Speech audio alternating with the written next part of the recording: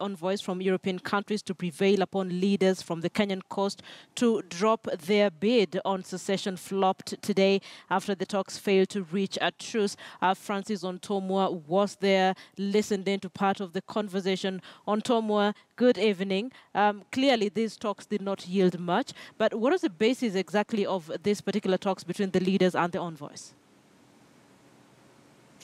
Well, good evening, Linda. And yes, that meeting was held here at the White Sands Beach Hotel here, involving envoys from European countries and also governors and other deputy governors, all from the coastal region. And the biggest discussion yet here in the coastal region right now has everything to do with secession, and that is a topic that was tabled in that particular meeting.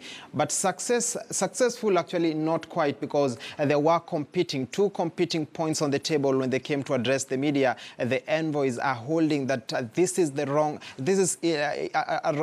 timing actually to have this discussion in the country, while the governors and the leaders from the coast region are saying that they are going to soldier on with this particular debate, of course citing marginalization and historical injustices as some of the bases on why they are really forging ahead with this topic. And of course the question of secession is not a new topic here in the coast region, Linda. It has a rich historical perspective, and that is perhaps the basis that informs this discussion that is kicking off right now. And looks like today the envoys could not really get it right in terms of convincing these leaders to drop this particular bid. And that is a story that we prepared for you.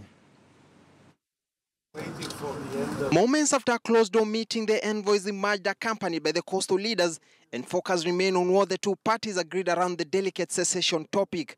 But when they took to the stage, it was evident that the talks had failed to reach a consensus.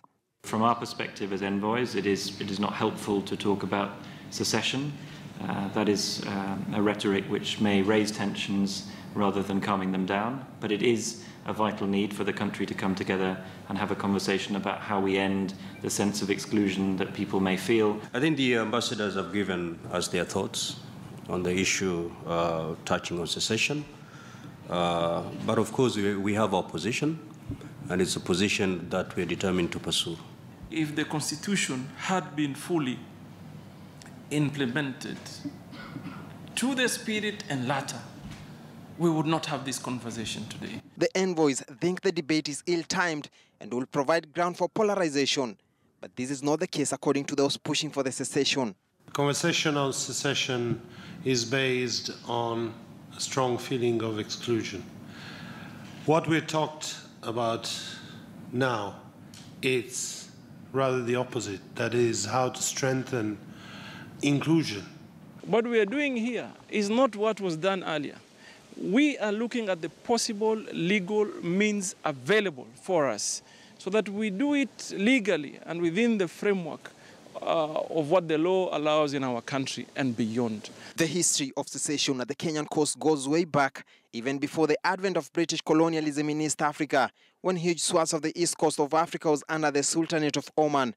Independence agreements involving the government of Kenya, the United Kingdom and Zanzibar, some coastarians say have been largely ignored, what then appear to inform the uproar.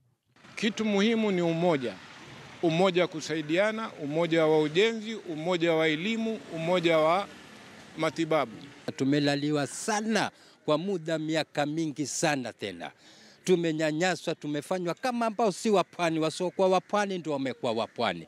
Wapwani wamekuwa ndio wageni. Kenya's first President Jomo Kenyatta reneged on these treaties, something that was passed down to subsequent administrations. In 2012, secessionist group Mombasa Republican Council upped these calls, with separatists call Pwani si Kenya to mean the coast was not part of Kenya, but determined state machineries grounded the initiative. Francis Ontomwa, KTN News, Mombasa.